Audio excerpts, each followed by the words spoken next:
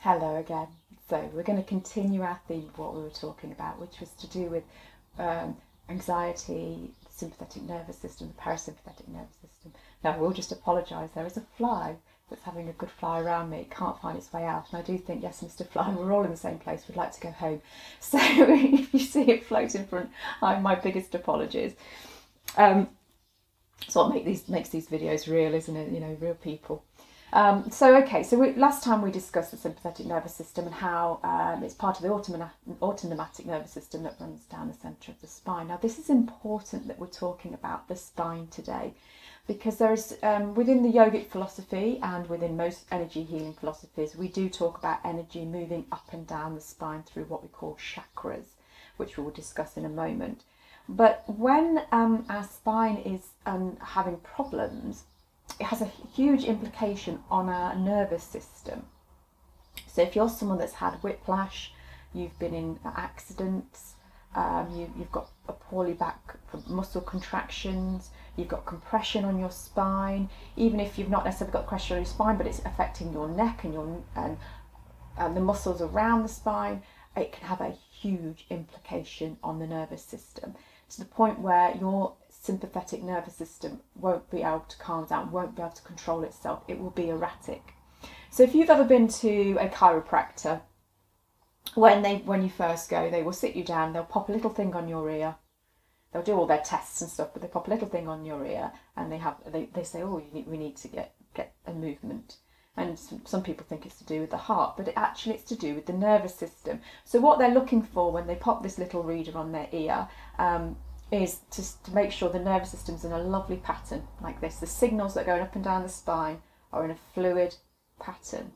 Very often though, when you go to the chiropractor, because you've got back problems or problems within the body, it's up here and a little bit here and then high and then low and things, and it's erratic, so there's no rhythm to the nervous system.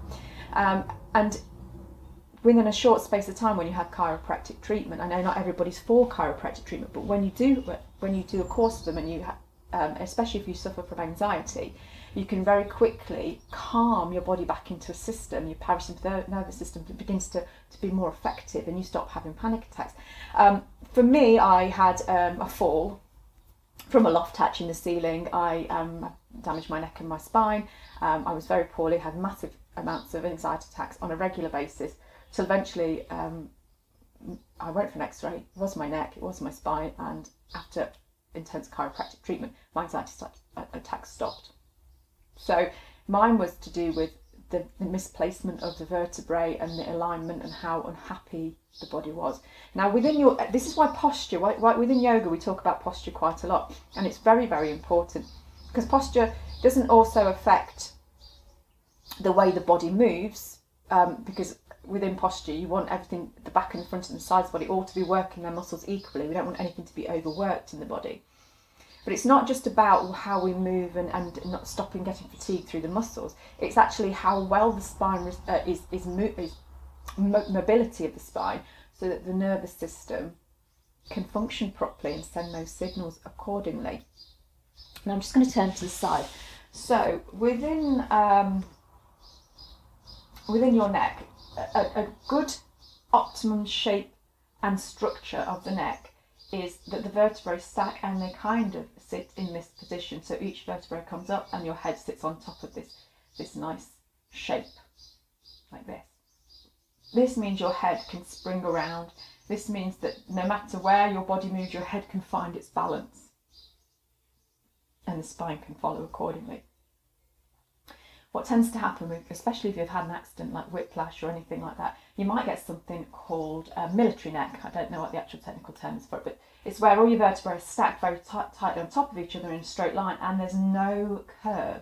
So what's happening is the compression goes through your vertebrae, it affects your disc, but more importantly, the nerves that comes out the side of the vertebrae, of the vertebrate column that tells your body what to do things, are interrupted. So people that have neck injuries often have problems with feelings down their arms. It affects how they swallow, it can affect their thyroid function. It affects the back of their occipital nerve here, that affects their eyes and gives them headaches.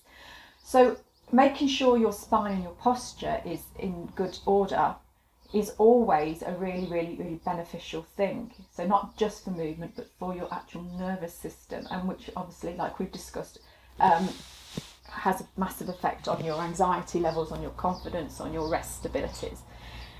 So one of the things that's really important, we discussed last time how we can calm the sympathetic nervous system by sort of invigorating the vagus nerve. But one of the other things that we can do to make sure that our posture is good and we're happy is, first of all, if you do feel like you've got back issues and you've been having problems like anxiety and things, and then you don't know where it's coming from, then, or you feel very dizzy all the time, there's a chance that there could be something not happy within the spine. The spine itself, where the spine goes, the muscles tend to follow. So if your spine wants to sit in a position over here, your muscles will counteract you to be able to deal with that, and your body to be able to support yourself. Very often you can soften the muscles and it can sort of relax everything around the spine to a point, but eventually through habit the muscles are going to tighten back up. But if you can try and get the spine to behave better, the muscles will behave accordingly. So if you do have sort of issues and you have been feeling a bit unwell, and I would always say that seek medical advice, because it could be something actually, and I mean not just your GP, but do go and see someone like a chiropractor, have an x-ray, just see where that comes from, because there could be more to it than just the fact that you're feeling a little bit overwhelmed. It could not actually be stress related, it could actually be physical, it could be related to your spine. Research that more. I'm not going to give you every bit of information on that, but that's just something a way to look at things. But also making sure your spine is malleable and can move, and movement is a huge deal. And if we can sort of do very, very basic things to get the spine open and moving every day, then we're going to definitely calm down that chance of having anxiety attack, and just generally help the organs function better, help the nerve endings talk to the muscles and the rest of the organs and the rest of the body a lot better. So we're going to feel a lot more refreshed, a lot less tired. So and obviously with regards to what we're saying about our spiritual philosophy, our energy healing, the happier the spine is, the better the energy can move through the spine, through these different chakras. And chakras is something we'll come on to in a moment. So all we're going to do to start with is very, very gently, just with the tip of your nose, just want you to imagine there's a small coin, like an English 2p piece or 10p piece in front of you, and you're just very gently just going to trace around the edge of that coin, just very small, so it looks like you're hardly moving. And what this is doing is it's at the muscles at the top of the neck there, from the spine into the skull, just massaging deep within those muscles. You might even find your sinuses start to empty. You might find a pressure release through your nose here. Just a few times in one direction, and then take it in the opposite direction. Sit nice and slowly. And then you're just going to very gently drop your head forward, not too much pressure on the rest of your neck, but with the tip of your nose, little moving into figures of eights, just letting your neck open.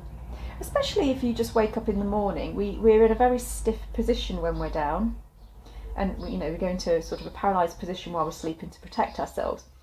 So just waking up every morning and releasing the tension through your neck like this from the night before is going to make you feel a lot more refreshed, a lot more energised. And see if you can take that back in the opposite direction.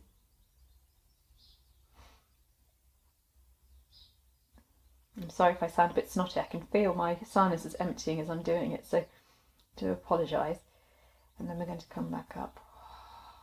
Now we're going to drop one ear down to the shoulder, but the concentration is not trying to get the ear all the way down to the shoulder. It's actually imagining there's a helium balloon on the opposite ear, and it's kind of lifting us up. It's going to straighten the spine, lift us up towards the ceiling, and just going to drop that shoulder down. And I can already feel I'm very, very tight round here, so just letting that kind of release. Nice big deep breath in. Breath go. Drop your cheek and your chin down to your collarbone. Down it comes. So just moving the stretch. And I think we all know what it's like when we crick our neck and we feel uncomfortable, and how long that takes for it to heal. So just every bit of this movement you need to take responsibility for. You need to be careful and move with thought and consideration. Just letting that just sink. I nice relaxed breath. And then gently coming back up when we're ready. And then we're going to see if we can do that on the other side. So we're going to drop that ear down and imagine that helium balloon lifting us up, lifting our chest, nice straight spine. Drop that shoulder. If you feel you want to deepen the stretch and you feel brave and you don't want, and you're not worried about hurting your neck, you can kind of move your shoulder around a bit more, but just be careful. Just take it carefully. And then very gently, chin and cheek forward towards the collarbone. And again, relax, rest, breathe. Also, and I was talking about Mr. Fly that was going around, I'm right next to East Midlands Airport and Castle Donington Racetrack, so there's a lot of background noise. I'm very, very sorry. There we go. And then come back up. And then you might just want to let your head move from side to side to release any tension there. With your shoulders, we're just going to shimmy the shoulders.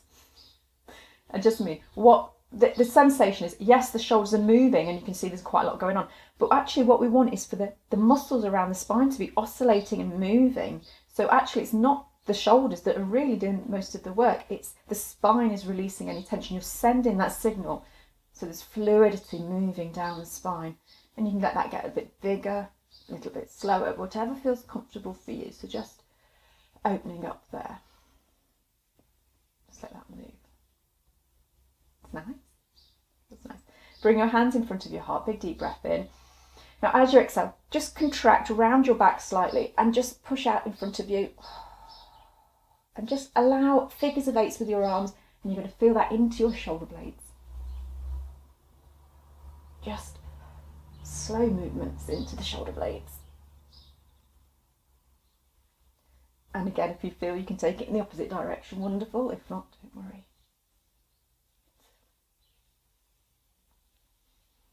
And then coming back up, we're going to put the hands on the shoulders, draw the elbows together, big deep breath in. As we exhale, draw the shoulder blades together. It's naturally going to open the front of the chest, so no need to push the chest, just drawing the shoulder blades back.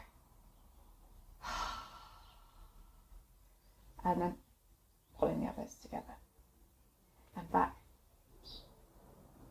And together. And we can keep them together as much as we can to lift them, open up, squeeze the shoulder blades together and come back down. And let's do that again. Breathe in. Retain, opening up the chest, and exhale. Squeeze the shoulder blades together, and again. Retain as we feel the air moving in the lungs to stretch through the lungs. Exhale back down. Now inhale, come back up. Opposite direction now. Exhale all the way down. And again. Exhaling. Big in breath.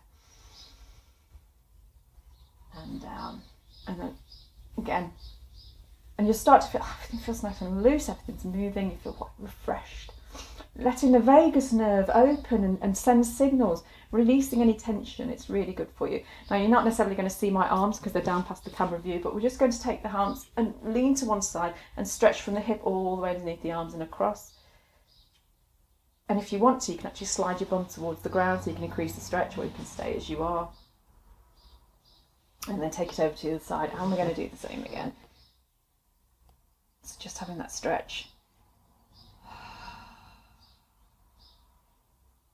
And back to centre. And then with your tailbone, imagine drawing circles on the ground. So just going to rotate, feel like there's a tennis ball underneath. Quite a lot of motion all the way through the spine.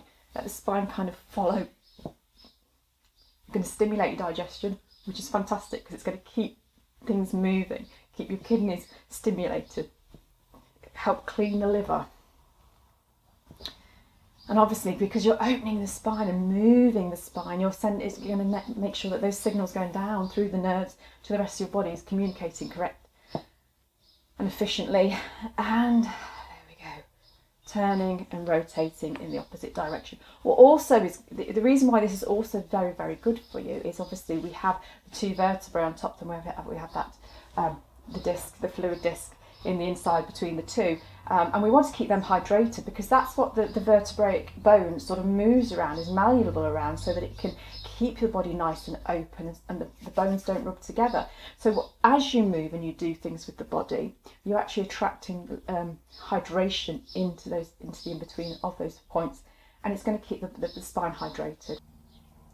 Now, with regards to chakras, this is a lot more complicated, but with this program, I have given you a beginner's guide to chakras, and this is really important that you do take the time to read it. Chakras are a Sanskrit, really. Chakras means wheel, so it's a turning point, and within the body we have energy centres. So we have 7 of them that run up and down the length of the spine, and these energy points, they govern physical aspects of our body, energetically wise, and they govern physical and spiritual aspects. So they've got they're quite intense and they're quite important. So if we just concentrate on the root chakra, which is the tip of the tailbone, which is going to, as you would have thought, affect the legs and the hips because it's at the bottom there. So with these energy centres, and when they're functioning properly and they're bringing energy into energetic being, they kind of rotate and they spin like a disc, like a wheel, round and round and round. I always like to picture them as galaxies. So, you know, those the cloud galaxies, and they're all said to be of a different colour. Different colours have different vibrations, and they're important for what we manifest physically within our physical being. Well, the root chakra's red, so imagining there's like a red swirling energy at the base of your tailbone, and it governs, like I say, the hip health, hip structure. If it's overactive, people tend to be very sort of aggressive, angry, loud, and they tend to have very loose stools. You know, there's a lot of activity, maybe even sort of loose hips there, or even hips that have taken a lot of wear and tear. If the root chakra is what they call underactive, it means it's spinning a lot slower and it's not feeding the information properly. You tend to find people are very timid, very fearful. They don't know who they are. They can't identify their personality. Now, this is a really, really, really basic overview, because really do take time to read that guide. It is important that you understand these energy centres. But by sort of breathing, doing chakra work and stimulating them, we can actually, one, bring sort of strength and stability into our hips, because our hips are the seat of our being, our seat of our person. They can make us feel good and confident in ourselves. So when our hips are happy and they seat our whole being in it, and we feel sturdy and we feel structurally sturdy, we're going to feel a lot more confident, a lot stronger. And, you know, if the seat of our being, our physical aspect, is sturdier, then we're going to feel less fearful. We're going to know who we are. We're going to feel safe. We're going to define our physical personality, our traits from that point. And it's the root chakra is actually where we store a lot of remembered fears. So if we suffer from anxieties, they say that energetically, those past traumas that have caused those anxieties are often stored within the root chakra. So working and healing on the root chakra, helping ourselves feel grounded, is always going to help with anxiety and confidence.